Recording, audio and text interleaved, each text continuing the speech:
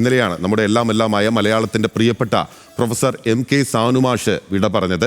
Professor MK സാനുമാഷിന് വിട നൽകാൻ നാട് മലയാളം ഒരുങ്ങിയിരിക്കുകയാണ്. രാവിലെ 8 മണിയോടെ മൃതദേഹം എറണാകുളം അമൃത ആശുപത്രിയിൽ നിന്ന് കാരക്കാമുറിയിലെ വീട്ടിലേക്ക് എത്തിക്കുകയാണ്. 9 മണി മുതൽ 10 വരെ വീട്ടിലും 10 മുതൽ എറണാകുളം ടൗൺ ഹാളിലുമായി പൊതുദർശനമുണ്ട്.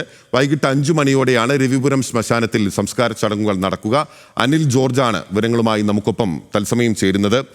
അനിൽ, നമ്മുടെ പ്രിയപ്പെട്ട MK സാനുവിൻ്റെ വേർപാട് മലയാളത്തെ സംബന്ധിച്ച്, നമ്മുടെ അക്ഷര ലോകത്തെ സംബന്ധിച്ച് വലിയ തീരാ നഷ്ടമാണ്.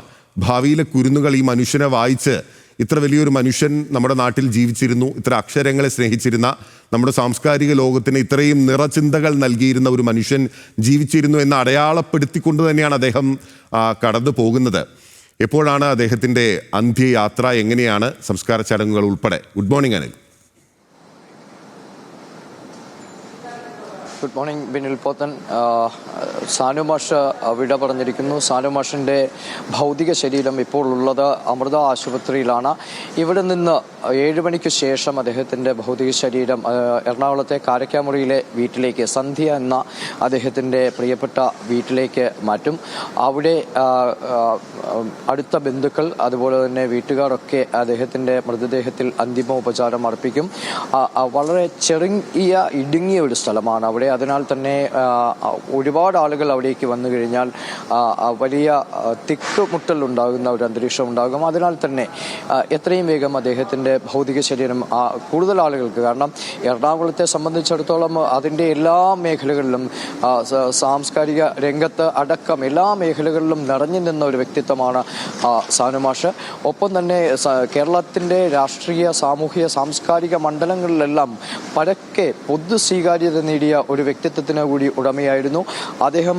ഇടതുപക്ഷ മനോഭാവത്തോടുകൂടി ആ മുന്നണിയോട് ചേർന്ന് മത്സരിച്ച് എറണാകുളത്തിൻ്റെ പ്രതിനിധിയായി സംസ്ഥാന നിയമസഭയിലേക്ക് പോയെങ്കിലും കക്ഷി രാഷ്ട്രീയത്തിനും അപ്പുറത്തുള്ള പൊതു സ്വീകാര്യത അദ്ദേഹത്തിന് എക്കാലത്തും ഉണ്ടായിരുന്നു.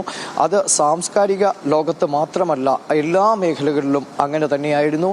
അതിനാൽ കേരളത്തിൻ്റെ മനസാക്ഷിയെ തൊട്ടുണർത്തുന്ന രീതിയിൽ അദ്ദേഹം നടത്തിയ പല പ്രസ്താവനകൾ, ഒപ്പം ആളുകൾക്ക് വേണ്ടി പക്ഷം ചേരാനും ആളുകളുടെ ആവശ്യങ്ങൾക്ക് വേണ്ടി സംസാരിക്കാനും കഴിയുന്ന ഒരു വ്യക്തിത്വം എന്ന നിലയിൽ അദ്ദേഹം സ്വീകാര്യത നേടിയിരുന്നു. ഒപ്പം സമാനതകളില്ലാത്ത ഒരു ഗുരു ശ്രേഷ്ഠൻ എന്ന് അദ്ദേഹത്തെ വിശേഷിപ്പിക്കാം. ആലപ്പുഴ ജില്ലയിൽ ജനിച്ച് പിന്നീട് പല സർക്കാർ കോളേജുകളിൽ പഠിപ്പിച്ച, കൊല്ലത്തും അതുപോലെ തന്നെ എറണാകുളത്തുമൊക്കെയുള്ള സർക്കാർ കോളേജുകളിലെ അധ്യാപകൻ എന്ന നിലയിൽ വലിയ ഒരു ശിക്ഷ സമ്പത്ത് നേടിയ ഒരു ആൾ കൂടിയായിരുന്നു സാനുമാഷ്. അതിലേറ്റവും പ്രധാനപ്പെട്ടത് എറണാകുളം മഹാരാജാസിലെ കാലയളവാണ്. ആ കാലയളവിൽ ഇന്ന് കേരളത്തിൻ്റെ രാഷ്ട്രീയ, സാമൂഹിക, സാംസ്കാരിക മണ്ഡലങ്ങളിലൊക്കെ നിറഞ്ഞു നിൽക്കുന്ന അനേകം ആളുകൾ അദ്ദേഹത്തിൻ്റെ ശിഷ്യന്മാരായിരുന്നു. അങ്ങനെ ഉള്ള ആ വലിയ മനുഷ്യന് അന്തിമോപചാരം അർപ്പിക്കാൻ കേരളത്തിലെ ഒരുപാട് ആളുകൾ ഒഴുകിയെത്തും. അപ്പോൾ അദ്ദേഹത്തിൻ്റെ സന്ധി എന്ന ആ ചെറിയ വീട്, അതുപോലെ ആ കാരക്കാമുറിയിലെ ആ ചെറിയ സ്ഥലം ഒട്ടും പര്യാപ്തമല്ല. അതിനാൽ അദ്ദേഹത്തിൻ്റെ ഭൗതിക ശരീരം എത്രയും വേഗം തന്നെ എറണാകുളം ടൗൺ ഹാളിലേക്ക് മാറ്റും. ഏതാണ്ട് 10 മണി മുതൽ അവിടെ പൊതുദർശനമുണ്ടാകും.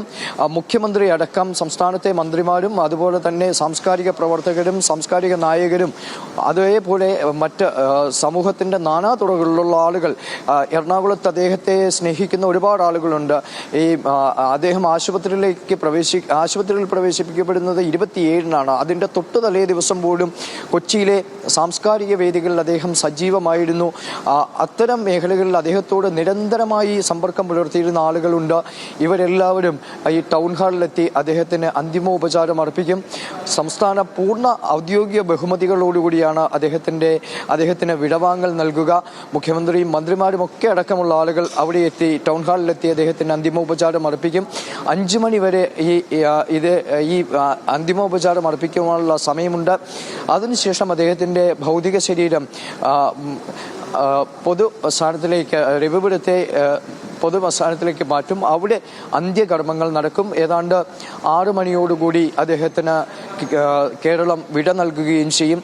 സാംസ്കാരിക ലോകത്ത് മാത്രമല്ല, സമസ്ത മേഖലകളിലും അദ്ദേഹം ഇടപെട്ട എല്ലാ മേഖലകളിലും ആളുകളെ ഉറപ്പായും അദ്ദേഹം ഒരു മാധ്യമ പ്രവർത്തകൻ എന്ന നിലയിൽ, ഒരു എഴുത്തുകാരൻ എന്ന നിലയിൽ, അദ്ദേഹം ഒരു വാഗ്മി എന്ന നിലയിൽ, അദ്ദേഹം ഒരു പ്രാസംഗികൻ എന്ന നിലയിൽ, ഒരു അധ്യാപകൻ എന്ന നിലയിൽ, അങ്ങനെ സമൂഹത്തിൻ്റെ സർവ്വ മേഖലകളിലും ഒരു സാമൂഹിക നിരീക്ഷകൻ, വിമർശകൻ എന്ന നിലയിൽ, ഒരു തിരുത്തൽ ശക്തി എന്ന നിലയിലെല്ലാം തന്നെ വളരെ കൃത്യമായി അടയാളപ്പെടുത്തിയാണ് പ്രൊഫസർ MK സാനു തൻ്റെ 100 വർഷത്തോട് അടുപ്പിച്ച 99 വയസ്സായിരുന്നു അദ്ദേഹം മരിക്കുമ്പോൾ അദ്ദേഹത്തിൻ്റെ ആ ജീവിതം, ധന്യമായ ജീവിതം അദ്ദേഹം ജീവിച്ച് തീർത്തത്.